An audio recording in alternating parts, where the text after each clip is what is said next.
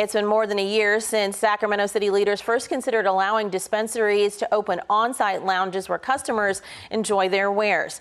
Now, those in the legal trade are closer to that reality than ever before. Live with me now to talk about the direction the city seems to be moving in as of yesterday are Malachi Sekou-Amen with the MORE Institute, and MORE stands for Marijuana Opportunities in Reinvestment and Equity. We also have with us Rhonda Mitchell-Ernst, and she is with Natural High. Good morning to you both. Good morning. Good morning. Glad to have you here. Now, Rhonda, you were at Sacramento City Hall yesterday as the council's Law and Legislation Committee decided that the city should start a pilot program allowing cannabis consumption in lounges that would be connected to dispensaries. Depending on the results, the idea could be pushed to the full council to make a more permanent decision about lounge locations. Why has a shift like this been a dream for you and your business, Natural High? Well, for me, it's important for our community to take part in, this industry.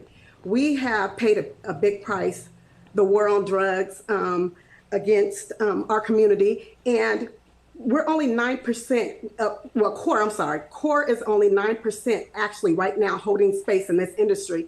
And we are pushing for, more people to enter this space, and we want to make sure that the city and the state make good on their commitment to CORE, to making sure that we are able to navigate through this industry. And I think that the consumption lounge will be good, for another license that we can obtain and be able to, take place in this industry, get some footing in this industry.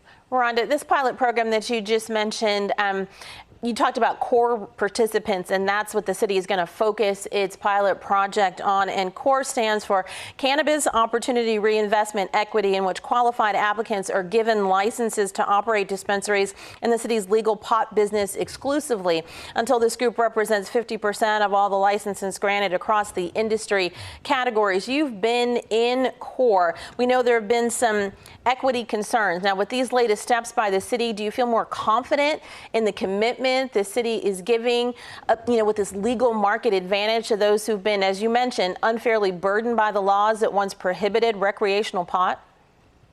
I am, because there's some new council people that's there that are really pushing for this. They're really advocating for the city to make good, not just use lip service, but really, come back and take care of the communities that was burdened by the war on drugs. It really devastated us. And we really need help navigating this space. The city recognized that, but we just want to make sure that we are in on anything that actually we should be the only ones getting licenses at this point until we're at our 50% cap where it's equal, and that's what we're asking for. That's what we're pushing for. Okay.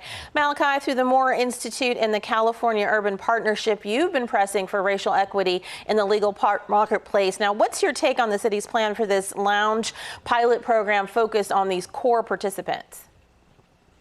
Well, my take, sincerely, is that this is a good direction to begin to create safe spaces for consumers to consume outside of their private homes.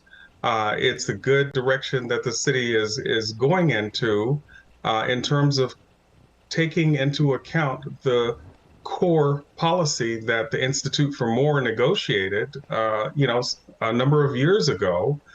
We do have that 50% policy goal inside of the CORE policy.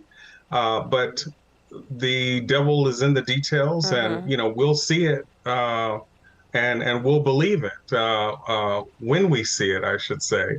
And we're looking forward to seeing some intentionality in how the CORE policy is implemented, not just with consumption lounges, but with across the board in terms of the seed to sale supply chain. Okay. I was just going to ask, what else from your perspective, given the business owners you've been trying to help navigate this industry, what else do you think the city needs to do to create a truly equitable playing field here?